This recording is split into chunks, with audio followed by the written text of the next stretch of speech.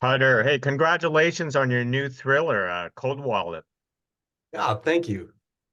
Hey, more of a congratulations being showcased at one of the most prestigious film festivals in the world at South by Southwest. How do you feel about that? I'm super excited. I think that um, South by is just a really great platform for this film, given that it's kind of an intersectionality or an intersection kind of festival where there's, tech and other conferences and and AI and music and film. It's not just a film festival. And I think given what the film is about, that's a an important thing, and I'm glad, really happy to be presenting the movie there. Sounds great. So tell us how did this project came about? Where the original idea came from? So all the way back in like 2021, when all of the sort of GameStop fiasco was happening, I got really into the characters who are on these message boards and the Redditors who are kind of swept up in the kind of like meme stock culture. And I even like co-produced a documentary called This Is Not Financial Advice about this. And I think I was just taken in by kind of eh, the fact that this was both funny and there was a sort of gallows humor going on with like people showing, how much they lost or whatever. And yet it also being a kind of like serious representation of resource hoarding and wealth inequality. And so I loved that duality that was going on, that this was so complex and interesting. And um, we were focused on making a movie about doxing. And uh, my friend Justin Staple gave me this idea to do a doxing film about, like a cryptocurrency heist. Um, and so we with John, we developed the script and it all sort of stemmed from this, like us getting lured into the whole meme stock movement. At my age, I still can't comprehend the idea of cryptocurrency. You always imagine it to be some kind of scam. But how do you want to navigate something like that type of storyline into your film to to basically explain it to some of us who still don't get it? Well, the great thing is that there's one, maybe two characters of the movie who really don't get it. So it's easy to to allow us to explain it. But I mean, the funny thing about cryptocurrency and when people go, I don't really know, I don't get it, is it really shines a light on what money is to begin with. That it's a thing that we've all have a sort of social contract to believe in, and believe has value. And in the case of like the US dollar, there's obviously, like a military to sort of like, but with brute force make it like this is valuable, and I think crypto is it's funny in that way that there's a uh it's just a reflection of kind of how bizarre and silly the concept of money is to begin with.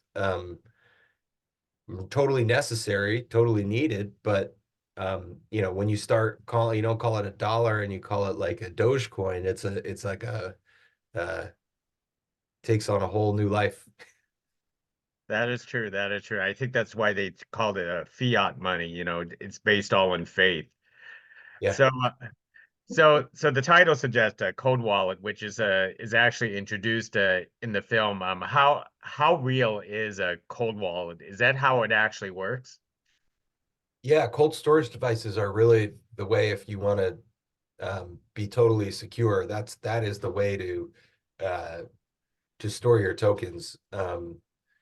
Working on an exchange, you're vulnerable to the exchange having problems or going out of business or whatever, but there's a term that says not your keys, not your crypto. So in other words, if you don't have the keys for your storage device, if you're just using essentially somebody else's like Robinhood or FTX or whatever, there's an element of it it's not in your hands. So cold storage devices are really important um, for security purposes, and yeah, it's I don't think many people still use them. I mean, I think the ones in crypto who really know their stuff, they use them for sure. But I think the average Bitcoin holder doesn't, think twice about that.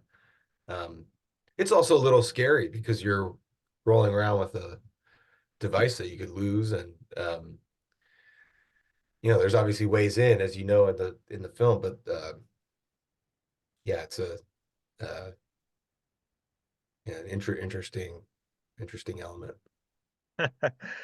Now, of course, when someone comes up with a kidnapping type of story, do we always get a good result? Because it seems like every movie kidnapping goes wrong, and you would figure kidnappers would learn from movies like it never goes right as planned.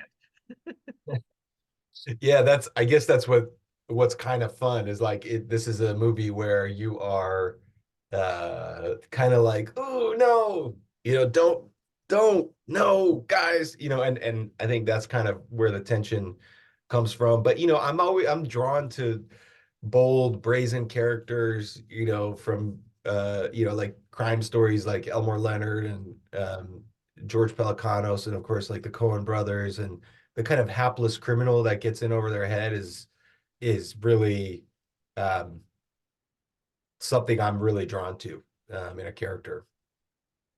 Now, the setting you chose is a isolated mansion in the middle of nowhere. I mean, you could easily set this up anywhere. You could have easily chosen, a nice tropical paradise in the Bahamas, but you didn't. Tell tell us about this cold setting for Cold Wallet. Yeah. Um, so yes, lots of kind of crypto financiers, live in tax havens and tropical places.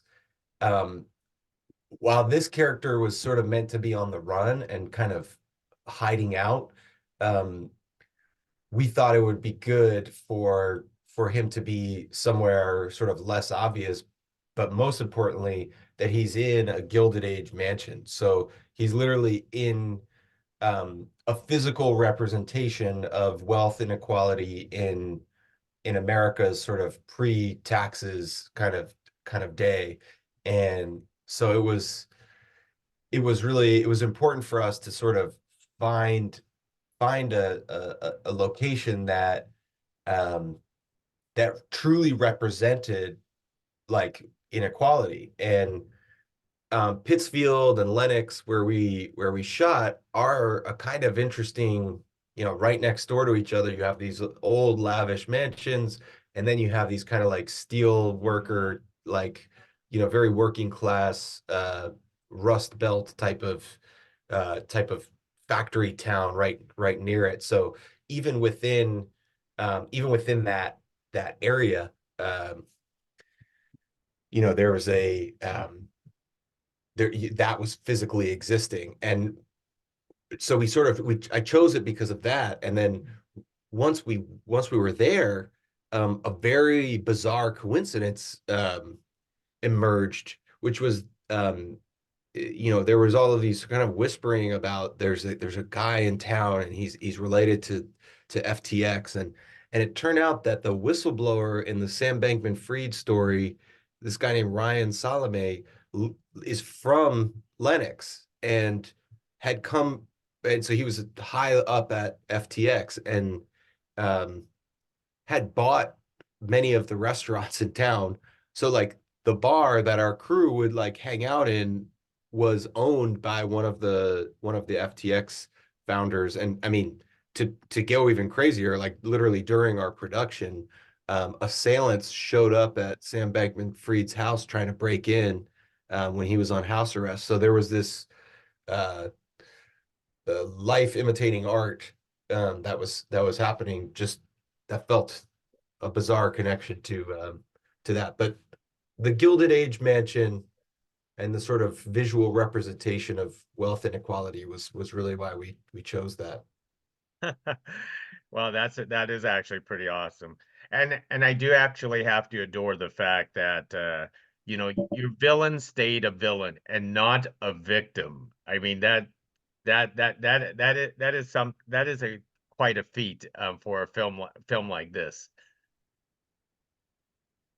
Yeah, it's it's it's an interesting it's an interesting thing because Josh Brenner has not typically played a villain, um, so it was something that he was kind of that was new for him in terms of his roles, but to me was just very natural. Like he had this great he just has a great instinct for sort of how to be condescending and kind of powerful with his mind. Um, and yeah, and I think he made a lot of really interesting choices, but one of the things that we talked about a lot was kind of how terrified he was when the door closed and the assailants were like in the other room. That as soon as he was alone, that it was like just utter fear. So there was like a human thing that was going on that the veneer of of like being a villain and a powerful villain was really a defense mechanism to hide from the fact that he was absolutely terrified. That is true. Well, Cutter, let me start wrapping things up with you. So what's up next after Cold Wallet for you? Are you staying in the narrative realm or are you going back to documentaries? um, Well, I haven't done a ton of documentaries. I was a co-producer on this financial advice. This is not financial advice doc, but yeah, no, my next film is a UFO thriller down in Peru that follows an alpaca herder who has an encounter with a UFO. It's called The Shepherd. Well, at least that's going to be a lot warmer than a Cold Wallet. And for shits and giggles, Cutter, did did you in the end invest into any cryptocurrency? I mean, I don't know. You could be a secret billionaire behind this Zoom screen there. Um, I'm definitely invested in crypto. I am not a secret billionaire, and even if I was, I wouldn't tell you. Uh, but yeah, no, I'm pleasantly surprised at the recent surge in the market. Well, it sounds like you're still following it. But anyways, Cutter, thank you very much for carrying this conversation with us for our Cold Wallet, and you have fun in South by Southwest. All right. All right, thanks. Thank you.